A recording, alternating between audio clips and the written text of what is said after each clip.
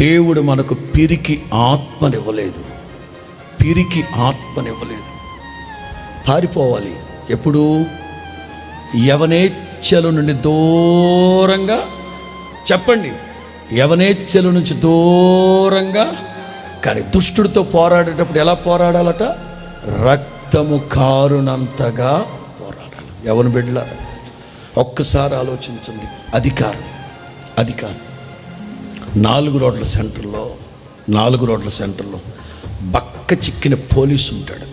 ఇక్కడ కాదులే, బక్క చిక్కిన పోలీసు ఉంటాడు. ఎంత పెద్దోళ్ళు కారులో వస్తున్నా, ఎంత ఇది వస్తున్నా, జస్ట్ ఒక చిన్న స్టాప్ బోర్డు పట్టుకుంటాడు. అట్లాగా ఆగిపోతాయి బండ్లన్నీ. కారణం పోలీస్ అధికారి. అలాగే దేవుడు మనకు పిరికిన ఆత్మనివ్వలేదు. సమస్యలతో పోరాడండి, మోకరించండి. ఇట్లాంటి శత్రువులు ఉంటాయి, సాతాను శక్తులు ఉంటాయి, ఇట్లాంటి బెదిరింపులు, సవాళ్ళు ఉంటాయి. వాటన్నింటినీ నిలదొక్కుని నిలబడాలంటే దేవుని ఆత్మశక్తిని పొందుకోవాలి. Different progress. ఎదురెళ్ళండి సమస్యలకి. ఎదురు దెబ్బలు తగిలితే ఎదురు తిరిగే ధైర్యం వస్తుంది. మనతో ఉన్న వాళ్ళందరూ 80 సార్లు ఉదయ సంధ్యలో వెనక్కి పారిపోతూ 80 సార్లు వెనక్కి వెళ్ళిపోయారేమో.